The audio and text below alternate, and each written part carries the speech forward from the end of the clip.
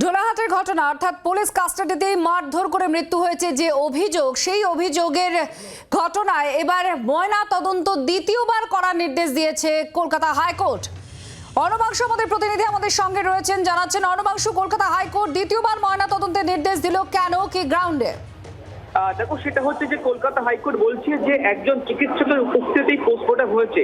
পোস্টমর্টমের সময় পরিবারে কেউ ছিল না সেই মর্মে কোনো প্রমাণ নেই, ইভেন ম্যাজিস্ট্রেট উপস্থিত ছিলেন না। সেটা সম্পূর্ণটা কিন্তু রুল বা নিয়ম মেনে হয়নি পোস্টমর্টম। সেই কারণে আদালত মনে করছে যে পোস্টমর্টমের প্রয়োজনীয়তা রয়েছে। আর দেহে কিন্তু একাধিক আঘাতের চিহ্ন রয়েছে এবং এটা পুকুরে জানা গিয়েছে। সুতরাং যে পোস্টমর্টমটা একদম স্বচ্ছভাবে হয়নি, নিয়ম মেনে হয়নি, সেই কারণে কলকাতা হাইকোর্ট মনে করেছে যে ঢোলাহাটে ঘটনায় আবারও পোস্টমর্টম করানো দরকার। সেই কারণে সেই নির্দেশ দেওয়া হয়েছে। পোস্টমর্টমের সময় একজন জুডিশিয়াল ম্যাজিস্ট্রেট থাকবেন এবং ভিডিওগ্রাফি করা হবে এবং মৃতের পরিবারের আত্মীয় থাকবেন।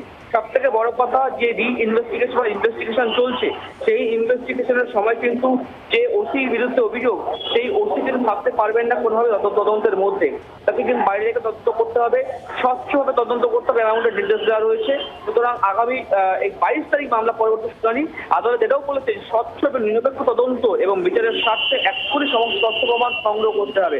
অর্থাৎ কোনো তথ্য প্রমাণ বাইরে রাখা যাবে না, যাতে কোথাও মিসিং না হয়, নষ্ট না হয়। সেটা ইনভেস্টিগেশন অফিসারদের বা তদন্তকারী পুলিশকে কিন্তু এটা মাথায় রাখতে হবে। সেই কারণে কিন্তু এই ইনভেস্টিগেশন দেওয়া হচ্ছে, আর ওসিকে বাইরে থেকে ইনভেস্টিগেশন করতে হবে।